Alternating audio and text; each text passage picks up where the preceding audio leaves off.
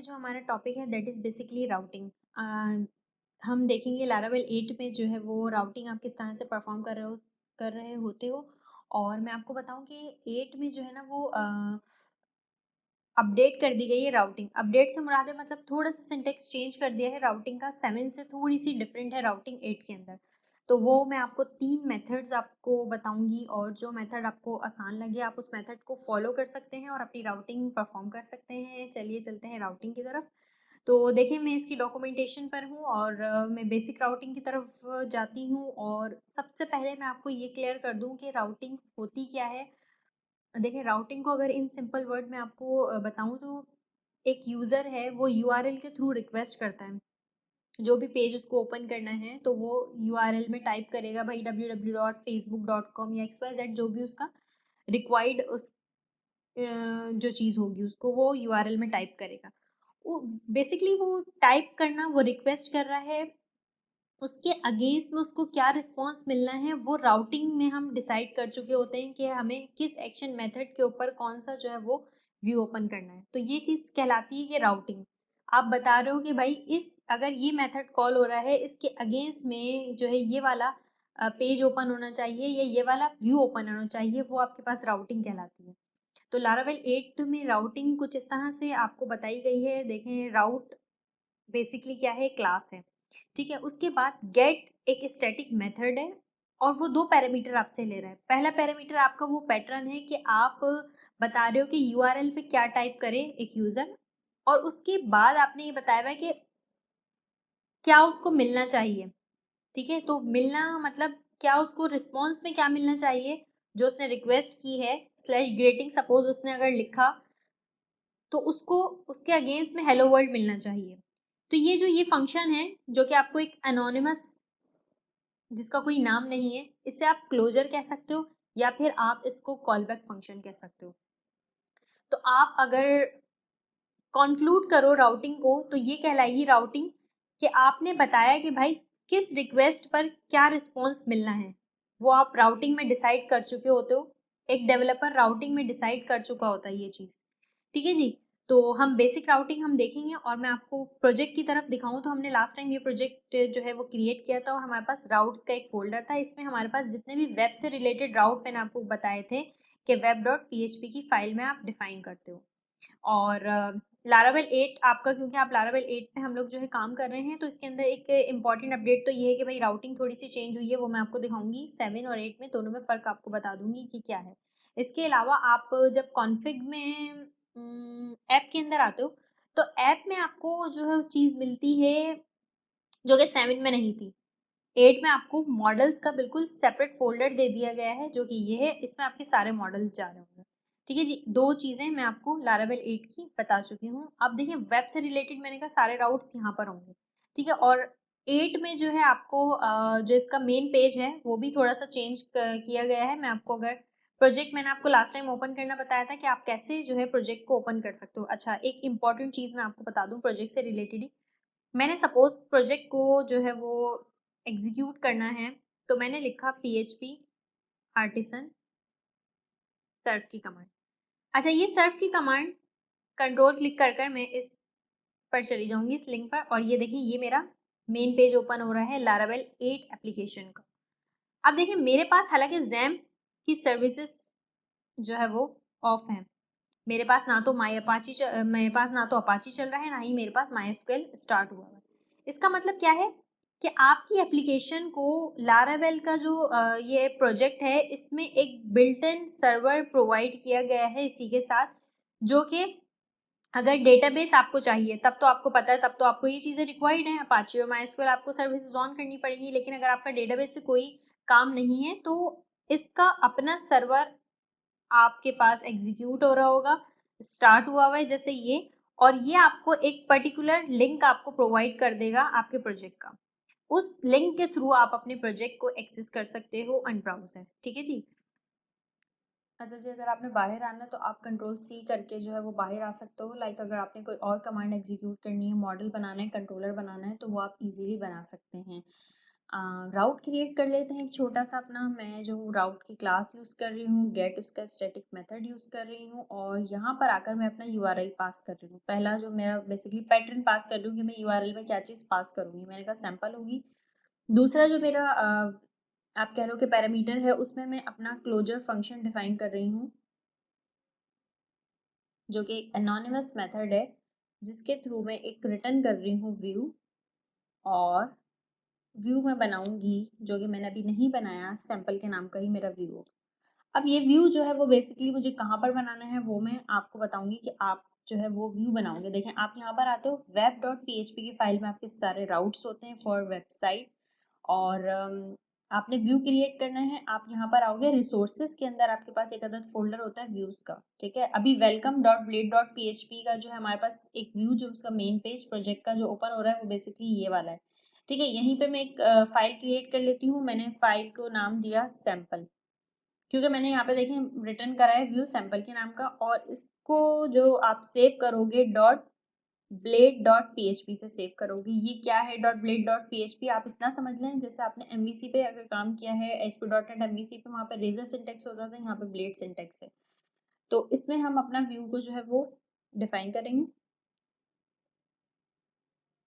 मैं एक छोटी सी हेडिंग दे देती हूँ just for check, welcome in our class, ठीक है जी।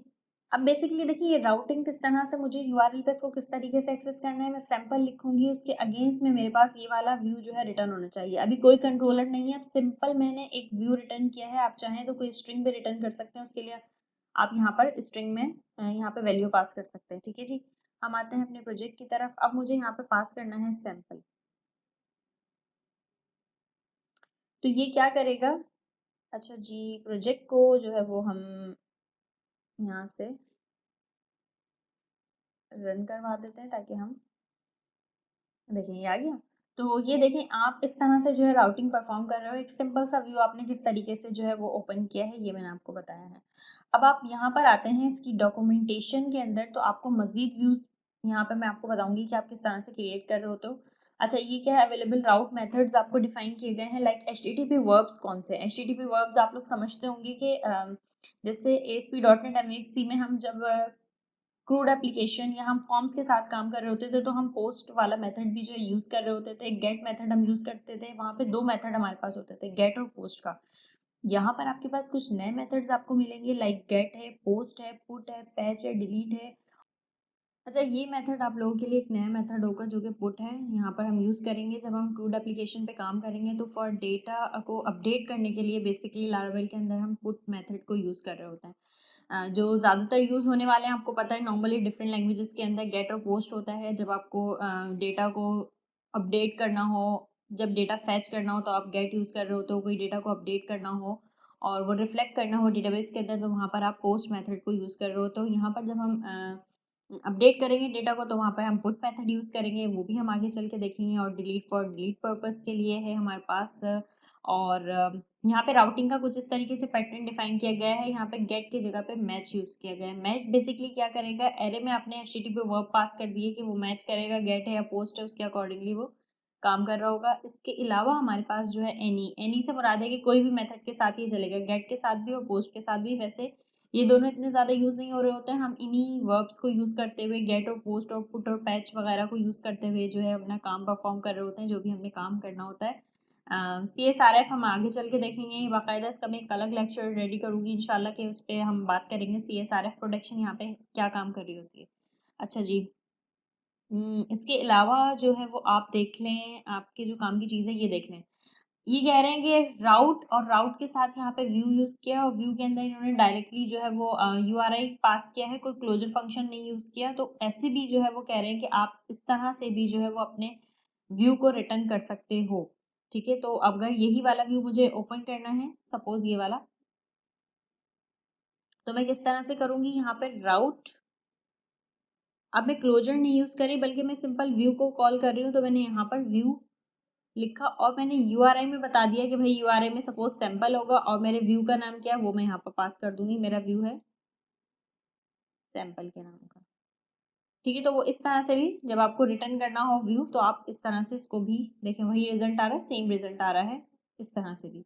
और अगर व्यू के साथ अगर आपको कोई वैल्यू चाहिए, सपोज यहाँ व्यू और फिर मुझे कोई वैल्यू भी चाहिए, तो वो आप इस तरह से पास कर सकते हो। इनको आपने प्रैक्टिस करिएगा, आपको खुद अंदाजा हो जाएगा जब आप प्रैक्टिस करेंगे कि किस तरह से जो है ये चीज़ें काम कर रही हैं। आगे बढ़ते हैं, यहाँ पे आता है रिक्वायर्ड पैरामीटर्स। रिक्वायर्ड पैरामीटर्स में क्या चीज़ है, देखें यहाँ पर इन्होंने दो चीज़ें पास की हैं। एक आपका जो है वो URI है, सेकंड आपका प्लेस होल्डर है। अच्छा जी, इसी फंक्शन को जो है वो मैं आपको यूज़ करके दिखा देती हूँ किस तरह से। देखें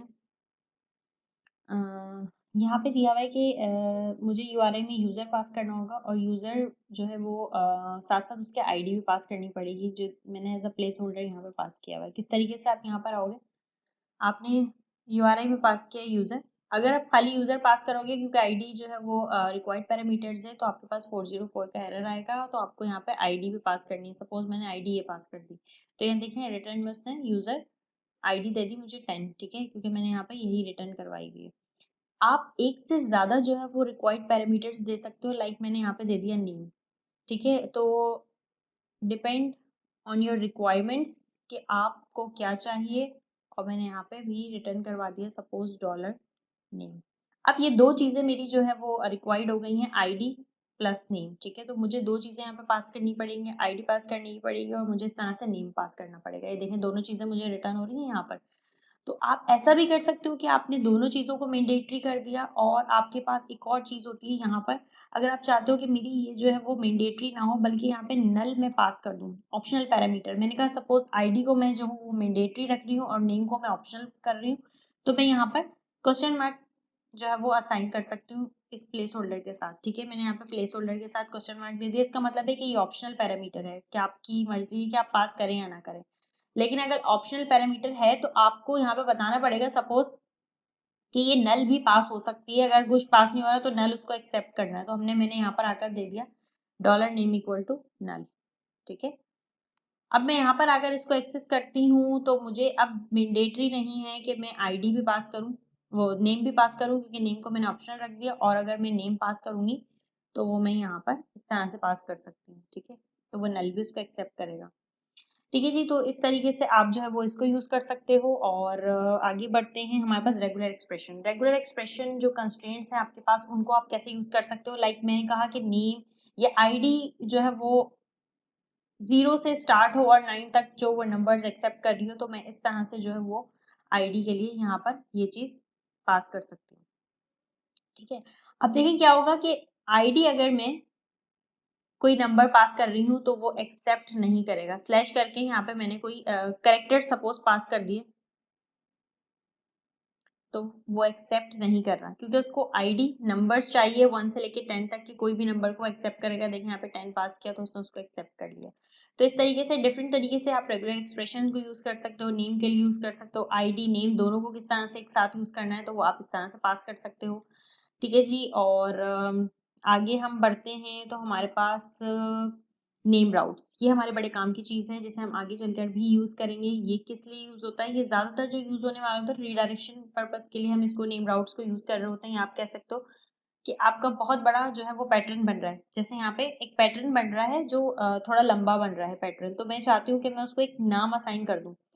अच्छा, नेम राउट देखने से पहले मैं जो हूँ आपको कंट्रोलर बनाना बता देती हूँ। कंट्रोलर में पड़ा हुआ किसी पर्टिकुलर एक्शन मेथड को अगर मैंने हिट करना है, उस पर मुझे कोई व्यू ओपन करना है, वो कैसे करना है, तो पहले उसे देख लेते हैं, फिर नेम राउट्स को भी देख लेंगे। मैंने यहाँ पे सपोज मैं जो हूँ वो अपना कंट्रोलर बनाने जा रही हूँ। मैंने लिखना है PHP artisan make colon controller, और फिर अपने कंट्रोलर का नाम, लाइक मैंने होम कंट्रोलर यहाँ पर क्रिएट किया। अब ये होम कंट्रोलर कहाँ जा रहा होगा, मैंने लास्ट टाइम भी आपको बताया था, कंट्रोलर्स के अंदर ये आ चुका है मेरा एक अदद होम कंट्रोलर, ठीक है जी। ये देखें, जितने भी आपके बनाए हुए कंट्रोलर्स होंगे वो इस कंट्रोलर की क्लास से इनहेरिट हो रहे होते हैं, और ये जो कंट्रोलर की क्लास है ये किसी बेस कंट्रोलर की क्लास है उससे इनहेरिट हुआ हुआ है, ठीक है जी। अब आप यहाँ पे डिफरेंट जो है वो मेथड्स बना सकते हो अपने। मैंने लाइक अपना फंक्शन बनाया, मैंने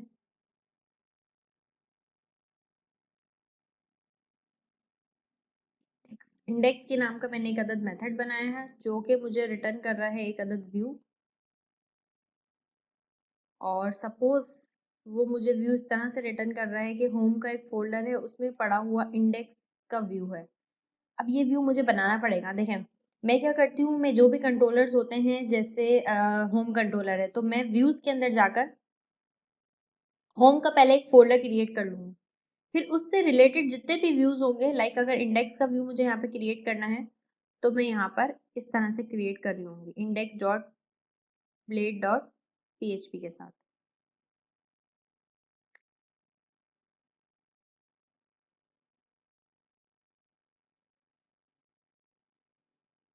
अब इसकी राउटिंग मैं आपको बताऊंगी कि आपने इसको किस तरीके से जो है वो इसका राउट यहाँ पे सेट करना है।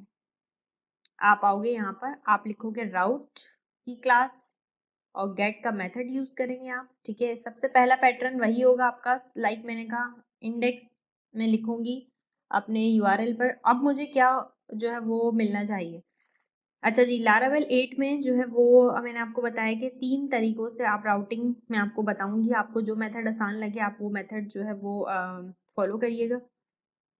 आपके पास ऐप का फोल्डर है, ठीक है, आपके पास ऐप का फोल्डर है, उस ऐप के फोल्डर के अंदर HTTP का फोल्डर है, उसके बाद कंट्रोलर से देन उसके बाद होम कंट्रोलर आपका है। तो आप यहाँ पर पूरा पार्ट डिफाइन करोगे, ऐप का फोल्डर, HTTP का, ठीक है, उसके बाद आपका जो है कंट्रोलर्स का, उस कंट्रोलर्स के फोल्डर के बाद जो है वो आपका कंट्रोलर है उस फोल्डर के अंदर जो कि होम कंट्रोलर के नाम का, तो वो मैं यहाँ डिफाइन करूंगी। उसके बाद उसके अंदर जो पड़ा हुआ मेथड है वो मेरा है इंडेक्स का मेथड, ठीक है, वो मैं यहाँ लिखूंगी। तो ये मैंने इस तरह से अपनी राउटिंग को डिफाइन कर दिया। मतलब मुझे पूरा पार्ट डिफाइन करना पड़ा, ऐप में जाओ, HTTP में जाओ, कंट्रोलर्स में, होम कंट्रोलर में, ये वाला जो है वो तुमने मेथड को हिट करना। और आपको पता है ये मेथड में मैंने रिटर्न क्या किया है, home dot index. Home basically क्या है, ये फोल्डर का नाम, और इंडेक्स मेरा क्या है, ये मेरा व्यू है। अब आप आए यहाँ पर और आपने लिखना है स्लैश इंडेक्स, तो आपका वो वाला पेज क्या हो जाएगा, ओपन हो जाएगा। ठीक है जी, ये पहला तरीका था। दूसरे तरीके की तरफ बढ़ते हैं कि दूसरे तरीके में आपको मैं बताती हूँ कि आपको यही वाली सपोज राउटिंग किस तरह से आप डिफाइन कर सकते हो। कि आप चाह रहे हो कि मुझे इतना लंबा पाथ यहाँ पे ना देना पड़े, तो आपने आना है प्रोवाइडर्स में। प्रोवाइडर्स में आने के बाद यहाँ पर एक अदद फाइल है सर्विस प्रोवाइडर की, राउट सर्विस प्रोवाइडर की फाइल। उसके अंदर आकर आपके पास यहाँ पर एक अदद बूट का फंक्शन है। उस फंक्शन के अंदर यहाँ पे एक नेम स्पेस डिफाइन किया हुआ है मिडिलवेयर के अंदर, ठीक है, दिस नेम स्पेस। तो यहाँ पर आकर आपने अपना नेम स्पेस डिफाइन करना है। मतलब यहाँ पे कोई नेम स्पेस डिफाइन नहीं हुआ हुआ, तो वो आप यहाँ डिफाइन कर दो, app slash HTTP slash controllers. उससे अब फायदा क्या होगा कि अब आपको हर राउट के लिए ये चीज नहीं डिफाइन करनी पड़ेगी। आपने ये चीज यहाँ पर जो है वो सेट कर दी है, रजिस्टर्ड कर दी है इस तरह से, और अब आप डायरेक्टली अपने जो है वो कंट्रोलर को हिट करोगे, देन आपका मेथड। ठीक है, आते हैं रिफ्रेश करते हैं पेज को, देखें दोनों तरीके से राउटिंग परफॉर्म हो रही है हमारे पास। ठीक है, तो ये भी एक तरीका है कि आप वहां पर रजिस्टर्ड कर दो रूट सर्विस प्रोवाइडर में नेम स्पेस को, और फिर आप फर्दर जो है यहाँ से राउटिंग परफॉर्म कर सकते हो। सेकंड वे हमारा ये है। ठीक है, थर्ड वे की तरफ बढ़ते हैं हम। थर्ड वे हमारे पास क्या है, मैं सपोज ये मेरे पास जो है वो फाइल थी राउट सर्विस प्रोवाइडर की, इससे मैं जो हूँ वो वापस वही कर रही हूँ जो था यहाँ पर लिखा हुआ। ठीक है जी, अब आप आते हो यहाँ पर वेब डॉट PHP में। तो यहाँ पर एक अदर नेम स्पेस तो डिफाइन हुआ है, आपको हर कंट्रोलर को यहाँ पर डिफाइन करना पड़ेगा, वही पाथ जो हम वहाँ पर डिफाइन कर रहे हैं, ऐप HTTP स्लैश अपने कंट्रोलर का नाम, मेरा कंट्रोलर होम कंट्रोलर है। ठीक है, तो मैंने यहाँ पे अपना कंट्रोलर रजिस्टर्ड कर दिया। अब राउटिंग किस तरह से हम यहाँ पे परफॉर्म करेंगे वो हम जो है वो इसको फिलहाल कर देते हैं कमेंट। यहाँ पे थोड़ी सी चीज़ चेंज होगी। यहाँ पे क्या चीज़ चेंज होगी, हमने करना ये है स्क्वायर ब्रैकेट के अंदर अपना कंट्रोलर डिफाइन करना है। हमारा कंट्रोलर है होम कंट्रोलर, ठीक है, और उसके बाद क्लास का कीवर्ड यूज़ करना है। इसका सेकंड पैरामीटर हमारा मेथड होगा। हमारा मेथड क्या था, इंडेक्स मेथड। ठीक है, इस तरह से आपने देना है इसको। आप आओ यहाँ पर रिफ्रेश करो पेज को, देखें इस तरह भी आप राउटिंग परफॉर्म कर सकते हो।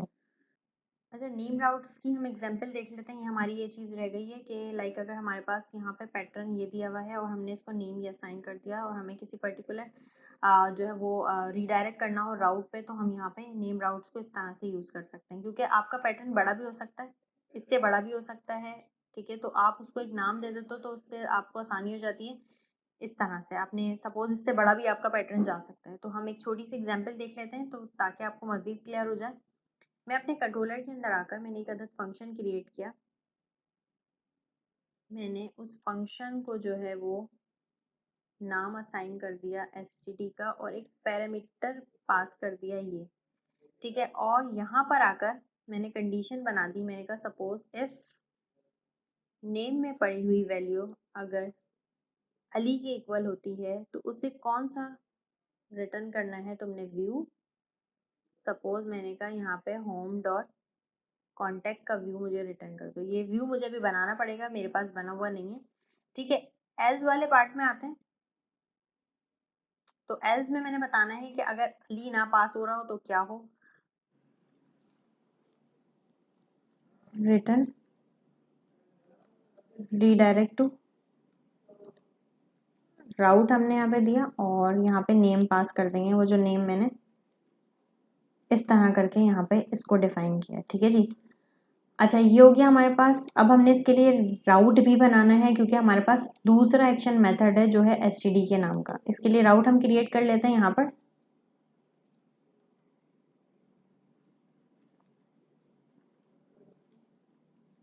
और यहाँ पर आकर मैंने कहा सपोज स्लैश कॉन्टैक्ट, और प्लेस होल्डर भी देना पड़ेगा क्योंकि नेम के लिए मैंने वहाँ पे यूज़ किया। यहाँ पर आकर slash http slash controllers slash home controller, जो पहला तरीका मैंने आपको बताया था, ठीक है। और इसमें पड़ा हुआ कौन सा मेथड, मैंने कहा std का मेथड, ठीक है जी। ये राउटिंग आपकी होगी, क्योंकि हमने कहा कि अली के अलावा अगर कोई हो तो इंडेक्स पे रीडायरेक्ट कर दे और अदरवाइज इस पे रीडायरेक्ट करे। तो इसके लिए हमें कॉन्टैक्ट बनाना पड़ेगा। कॉन्टैक्ट डॉट बिलेट डॉट php आपने बना दिया यहाँ पे, ठीक है। व्यू नहीं था हमारे पास बना हुआ। यहाँ पे सपोज एक हेडिंग दे देते हैं ताकि हमें जो है वो जस्ट फॉर चेक, ठीक है। बैक करती हूँ मैं, यहाँ पे आती हूँ, मैंने कहा स्लैश कॉन्टैक्ट स्लैश अली, तो ये देखें कॉन्टैक्ट के पेज पे चला गया। और अगर मैं अली नहीं पास कर रही, मैं OS पास कर रही हूँ यहाँ पे, तो ये इंडेक्स के पेज पे चला गया। आई होप कि आपको तीनों तरीके समझ में आ गए होंगे, राउटिंग क्लियर हो गई होगी, name routes, optional parameters, required parameters, जो आज का हमारा एजेंडा था वो आपको क्लियर हो गया होगा। Thank you very much. अल्लाह हाफिज़।